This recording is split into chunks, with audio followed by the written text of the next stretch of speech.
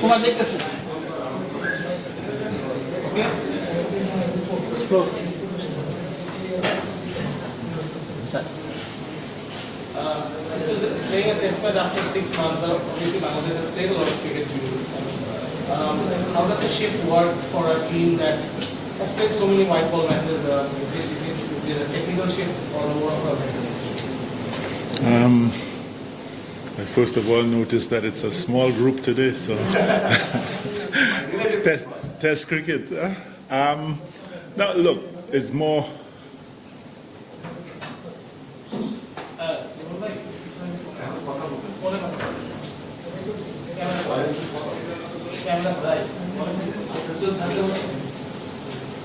Kindly to পরিবেশটা ঠিক রাখুন Yeah, it's a more mental shift, but at the same time, there's quite a few guys who haven't played the white ball, and I've been playing red ball and working with red ball for the last couple of months. So I think it would be an easier shift than you think, you know. Mushfiq completed 100 test matches against Ireland. Obviously, someone that the team depends on a lot as well. How do you see his progression from test number 101 in the future? Knowing Mushi, for the short time I've known him, it's going to be like test 1, like test 50, like test 100. He's going to continue doing his preparation the way he leads into test matches and look at 101 just as he looked at everything else. Pakistan was some quality spinner, Shahid Noman, and decent pacer. So, what should be the ideal tactics for your team against them to utilize the home condition? Well, I don't know what you mean by home conditions. It's going to be a good cricket pitch, and we've got to put in place how we bat against them. You want to be higher in the ranking, so you have to play against all these top class bowlers, and we know as a unit that we have to bat long against them and try and get big scores. So everybody's in that frame of mind that they want to get big scores now, which is a good thing. The selectors have picked 2 new faces in the test squad. Kamsil Hassan Kamil, who has been the part of the white ball group, has now been picked for the test as well. And Amit Hassan is relatively new kid in the box. So what are your thoughts about these 2 players, and how good is the chance of making someone's debut in the series? Well, it's good to have young players come in. It's good to have new players come into the squad. Tomorrow we sit and we decide what the final 11 will be. So there's always that chance that somebody could make their debut. As of now, nothing's been decided finally yet. Coach, last time Bangladesh and Pakistan have faced each other in the test series. Bangladesh have away in Rawalpindi. Though Pakistan said that is a past. But what was in Bangladesh dressing room? Are players talking about that series? No, it's history.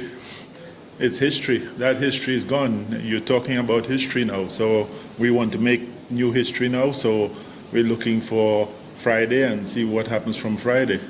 It doesn't matter what happened then. Yes, you keep it in your mind.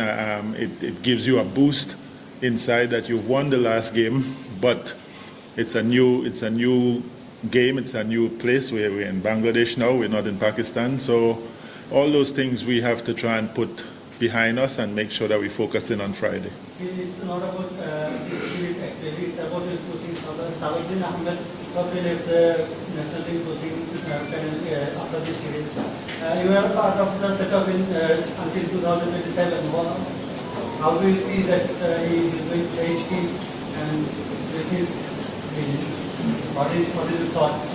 My thoughts is that it could only help Bangladesh cricket with him being in charge there and knowing exactly what we want to do up here. So he will try and make sure that is implemented below us, and that's what you need to have that progression and have that line between from under 19 go up to national team. So I could only see it being a benefit for us. You have some experienced guy who played more than 50 games at his game. So do you think this time they will deliver a better cricket before the other series? Well, the thing is that, yes, they've played, they have experience, and you expect them to come and let their experience work.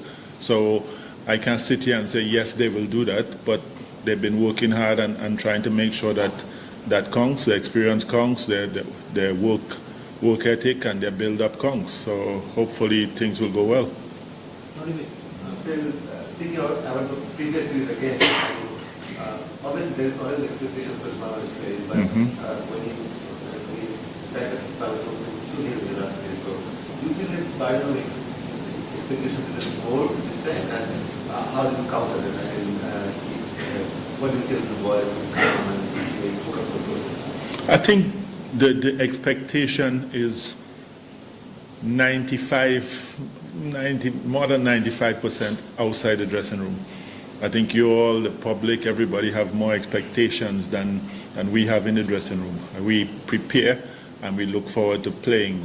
The expectations from last series doesn't help us. So we try and just leave that out of the dressing room. So I think it's more outside than inside.